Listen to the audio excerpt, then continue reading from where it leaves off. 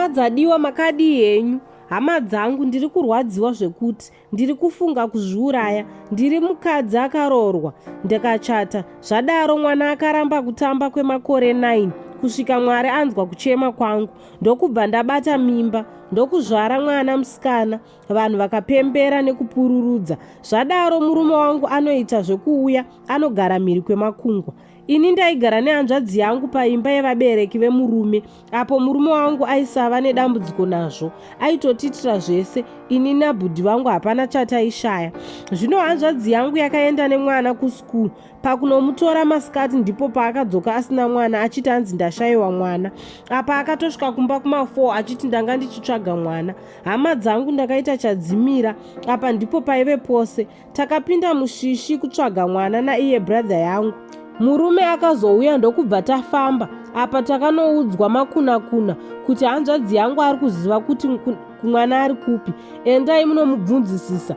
Ndainzwa kudikitira vedu wei. Tasvika kumba takamubvunza akazviramba. Iye haana kuziva kuti takanga tafamba. Takadzokera kuya kwataive tafamba. Ndipo patakapiwa mushonga wokumupengesa. Apo n'anga yaiti akapenga achataura zvese tozomusunungura. Takasvika ndokushandisa mushonga uya. Hanzvadzi yangu akaita 4 hours ndokutanga kupenga achitaura kuti mwana ndakamutengesa 7,000 USD.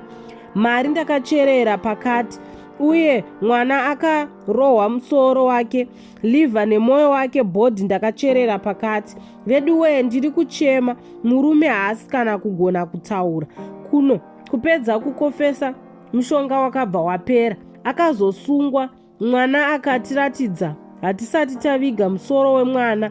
Ari kuti haachazive muNigerian wacho, futi nekwaanogara haakuzivi vedu wee. Ndafunga kuzvipfuudza hangu. Ndakambofunga kuurayawo iye vedu wee zvakaoma.